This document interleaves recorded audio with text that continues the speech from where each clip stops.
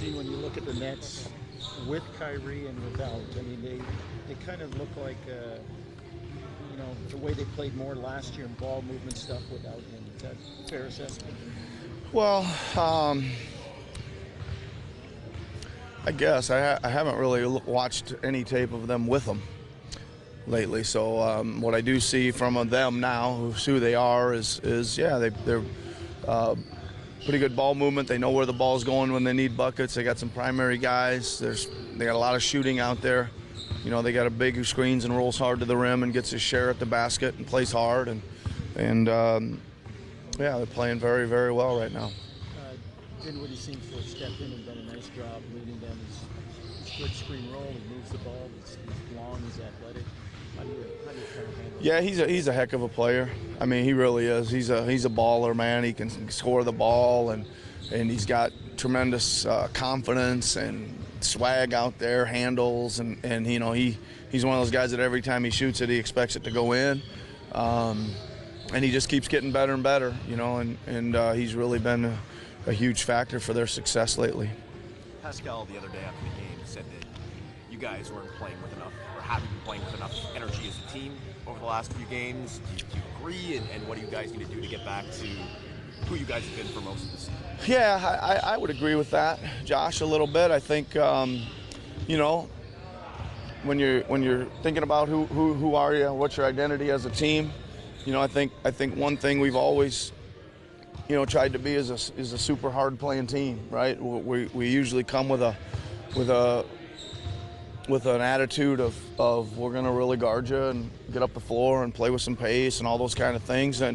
And again, I think we did that the other night. I think we were flying all over the place, and then, you know, after reviewing the tape, I think we had something, you know, 5 or 6 straight wide open uncontested threes, and none of them go. Mix in a couple turnovers, and I think we let it get to us, and that zapped our energy a little bit. So I don't know what to say to that other than try not to let that happen, but it's hard to not let that happen. We need to make sure we execute a little better, and we got to step in and make some shots, and then I think that keeps that energy flowing, which we need, and that's who we are. When you were dominating the hardwoods of Iowa, what did you do when you were in a shooting zone? I just can't remember being in one. No, just kidding. Just kidding. I knew you were gonna say No, that. just kidding. Well, I think it's like anyone. I would say you get to the gym. You know, you maybe go back to some basic, real fundamental stuff. Usually it's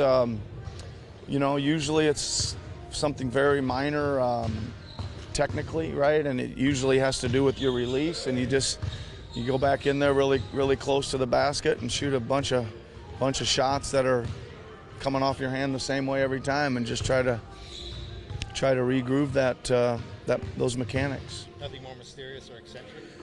I don't think so, but I know what you're asking, right? You know, sometimes it's a clearing of your mind, or maybe it's resting and just getting away from it for a day. Depends who you are.